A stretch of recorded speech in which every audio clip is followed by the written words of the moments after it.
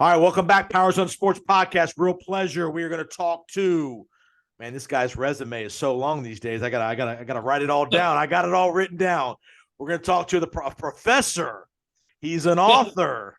He's an Emmy award-winning broadcaster. He's a creator of a online, very successful series involving an NFL team. He covers an NFL team, and he's even a motivational speaker. One Mike Nabors comes back on the Powers on Sports Podcast. Welcome back, Mike. I appreciate it. Enjoy being on with you. How you been? I'm good. Everything's good. I know you're busy this time of year with classes and traveling with the Saints and all that good stuff. So, did you have a good Thanksgiving? I did. I watched the Florida State game with my oldest daughter, who's going to Florida State, and I went to Florida, so that was kind of fun.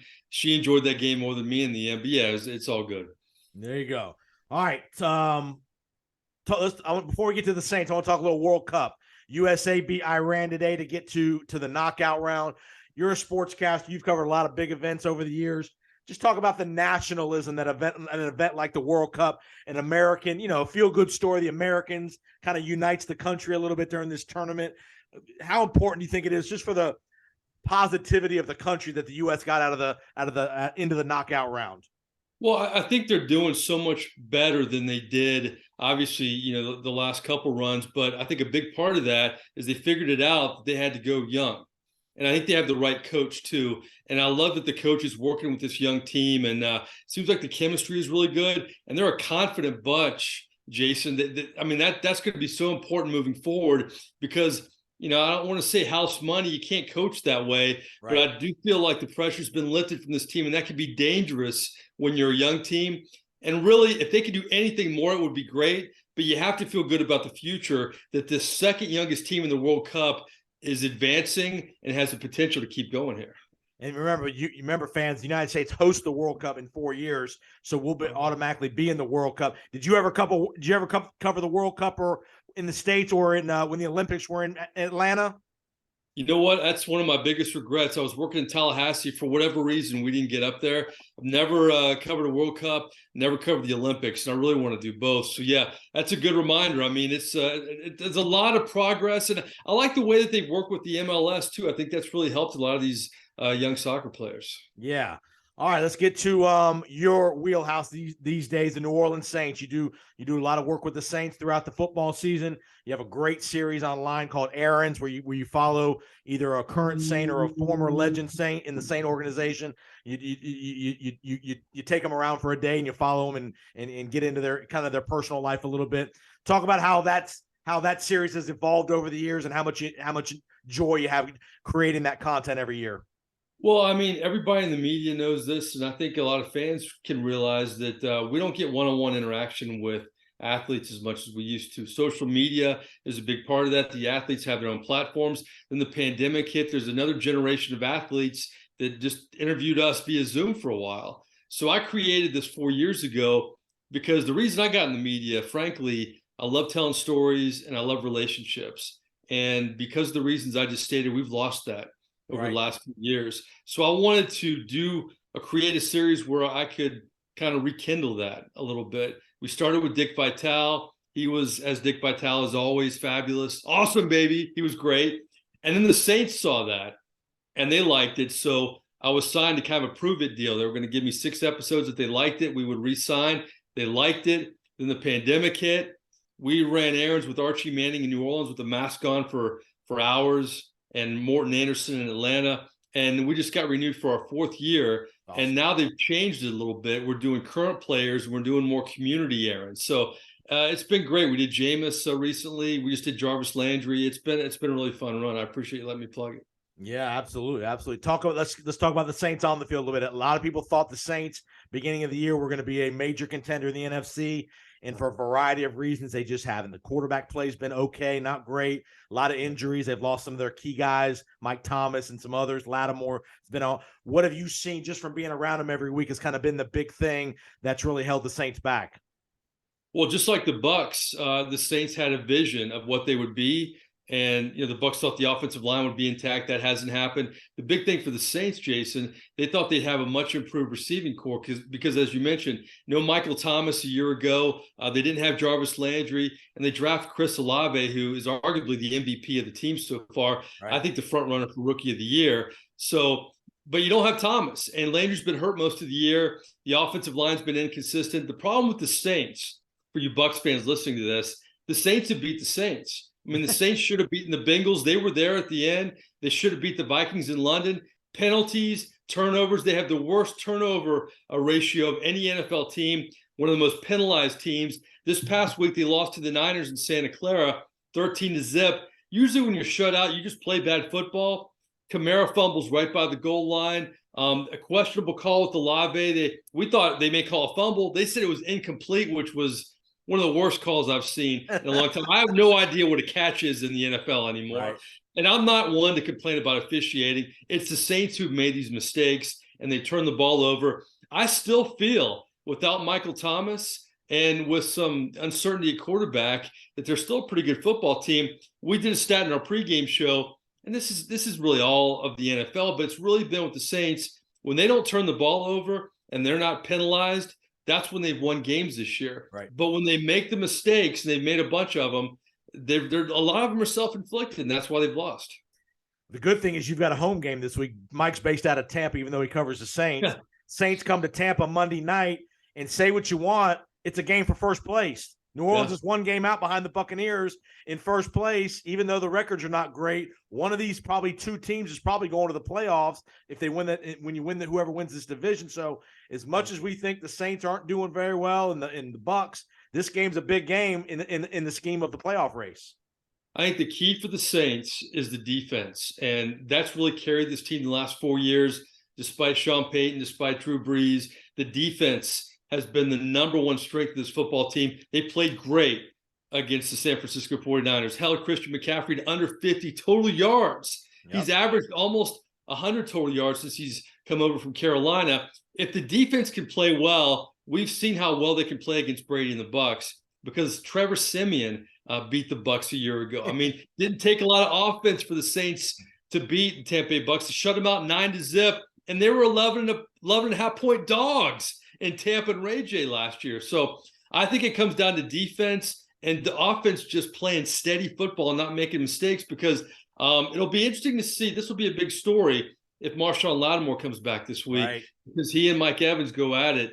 And Evans usually gets the best of him, frankly, in Tampa, and Lattimore gets the best in New Orleans. If Lattimore gets back, this defense is rolling a little bit. I think it's going to be a heck of a game. And I'm going to give you another shameless plug. You mentioned Drew Brees. Mike wrote a book with Drew Brees called The Brees Way. So now I know it's the holiday season. He's going to show it to you. If you're watching us on the on my YouTube channel, the Jason Powers Sports channel on YouTube, he's holding a copy of it. So if you're looking for if you have a Saints fan in your family or a Drew Brees fan, The Brees Way, you can buy and be a great holiday gift for somebody in your family, a friend of yours, and all that. So Mike wrote the book with Drew Brees, who he's known many, many years. I appreciate that. Yeah, we actually released the book almost a year ago on December 9th. And if you have a son who's an underdog and he's a good athlete, whether it's pee-wee ball, junior high, high school, college, you got to read this book too. I think it's really for every football fan. If you're a Saints fan, you're going to recognize more of the stories, but I think I tried to write it where it would inspire a potential generation who's been told they're too small to play. I mean, Brees had two offers when he won a state title in Texas, and it wasn't Texas or Texas A&M. It was Kentucky and Purdue, and he ended up going to Purdue. So, yeah, I had a lot of fun writing the book, and Doug Flutie wrote the foreword, and a real underdog story, a guy who came to New Orleans with high hopes, but never thought he'd be a future Hall of Famer when he left New Orleans. Yeah, and it's crazy how one decision by Nick Saban by failing Drew Brees on a physical in Miami turned the fortunes of both college football and the NFL with the Peyton and Brees connection, and then obviously subsequently Saban leaving Miami to go to Alabama. That one move reverberated through the football world for 20 years. And what's crazy about that, Jason, I think what's lost in that is it would have affected not only Alabama, it would have affected Sean Payton. Maybe he drafts Matt Leinart instead of Reggie Bush, or maybe Tony Romo comes over from the Cowboys. But I also feel if Drew would have gone to Miami and played for Saban, he would have been a good NFL quarterback. Sean Payton made him a Hall of Fame quarterback. Absolutely. That was the perfect marriage. It's a big part of my book. Yeah, that move just shook up the football world, NFL and college. So many careers. Yeah. I mean, speaking of Sean Payton, obviously he's going to be the number one candidate this offseason. You know, people are going to be wanting to get him. Are the Saints going to be amenable to letting him go, or are they going to kind of try to strong arm somebody for compensation? Because remember, he's still under contract with the Saints. He didn't get fired. He basically retired. So the Saints still own his rights. How do you think the Saints are going to handle that? Because you know it's coming here in a couple months. That's a great point. Here's the crazy part of all this. The Saints traded a first-round pick to Philadelphia. So right now they don't have a first-round pick next year. Right. They would love to get some picks for Sean Payton, possibly multiple picks. I think Sean Payton's going to go somewhere where there's a good young quarterback, a Justin Herbert. Yep. I don't see him in Arizona with Kyler Murray. I don't see him going to Carolina, possibly maybe Carolina, but they'd have to, you know, have that high pick to draft a quarterback. I'm not sure he'd want to be in the same division as the Saints. He still has a lot of loyalty and a lot of emotion towards that city and franchise. But yeah, I think in a perfect scenario, he would go to the LA Chargers, the AFC, the AFC, get him out of the NFC, and they get picks, because next year, the more they lose, the happier Philly is, because that first round pick is getting better and better. Yeah, and Chauncey Gardner-Johnson, who they let go too. So Philly, who they play on, I think, the day after New Year's, they have owned the Saints in terms of the offseason, because boy, everything that has happened has really benefited Philly. Is everybody pleased with Dennis Allen in New Orleans? I know it's a tough year taking over for Peyton. What is the kind of the scuttlebutt, in and around, not necessarily in the organization, but outside on the periphery of Dennis Allen's performance in year one? I think there are parallels with the Bucs and the Saints, because when you lose to Sean Payton, Jason, when you lose to Bruce Arians, those are alpha dogs, man. Yep. They walk out of the building. There's a little less pressure. I think there's a little less emotion. Todd Bowles isn't the emotional guy that Bruce Arians is. Dennis Allen is not the emotional guy Sean Payton is. Right. These press conferences these days, he doesn't snap at anybody. Sean Payton's very quick to pull the trigger and question a question. So I think those are the parallels, that you have two guys that frankly failed at their former jobs, Bowles with the Jets and Dennis Allen with the Raiders. And no, Saints fans aren't happy with him. They're not happy the fact he's not aggressive, didn't go on a few 4th and shorts against the San Francisco 49ers, is not doing a lot of things that frankly Sean Payton did, just like Bowles is not doing a lot of things that Bruce Arians did, right? Very similar. That's a great point. That's very, very similar. Mike's also a motivational speaker. Mike's really gotten involved in the motivational speaking world. He does a great job. Go to his website. Tell everybody the website. You got these cool videos that you do on different topics. I was watching a couple before we started. Awesome work, man. I really appreciate that. Yeah, that's my passion moving forward. Is I'll always be a sportscaster, but I really feel that all of us can use the skills that we have. You do it to have a different career later in your life. And I knew for a long time I wanted to teach and I wanted to speak, but frankly, Jason, I didn't want to do it until I succeeded and failed, so I could talk to my students about what not to do, what to do. And I just finished up my second book that I'm going to debut this spring. It's called Don't Quit, Pivot. I mean, a year ago, I wasn't teaching. A year ago, I hadn't written a book. And a year ago, I wasn't speaking. And I'm doing all three now. But I'm using all the skills I have attained for years as a broadcaster. And I don't care if you're an accountant, if you're a pilot, if you're a doctor, if you sell insurance. We all have skills, especially around the age of 50, that we maybe didn't use as much as we wanted in our career, but take those skills and channel them to something else that you may like even more.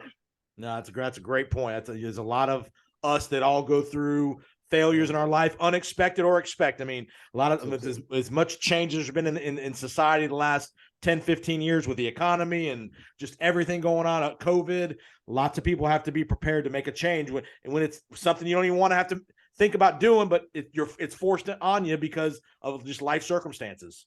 Absolutely. And, it's important for people to know that they're not alone. And in my book, I talked to 4 former sportscasters.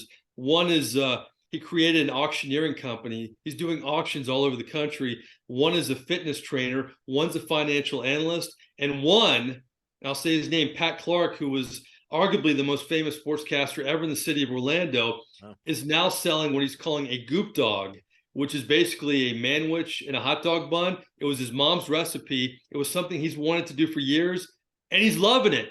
And all of those guys I just mentioned are loving it. So I give a lot of examples of men and women who have pivoted and have changed their careers, but mainly follow their passion when they pivot. And I think that's the important thing. We only get one at bat, right? Right. Do what you like to do. And if it doesn't work out, do something you like, maybe even more so. That's right. Two more things. I'll get you out of here. I want to talk about Tulane and New Orleans. Obviously, you know that area super well. Tulane in a championship game in the AAC.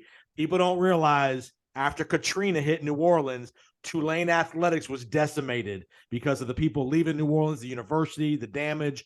What a story Tulane and Willie Fritz is building there, getting back to an AAC championship game this weekend against UCF, hosting it in New Orleans. I think Tulane went through a period because of different reasons, the same kind of period the USF's going through right now.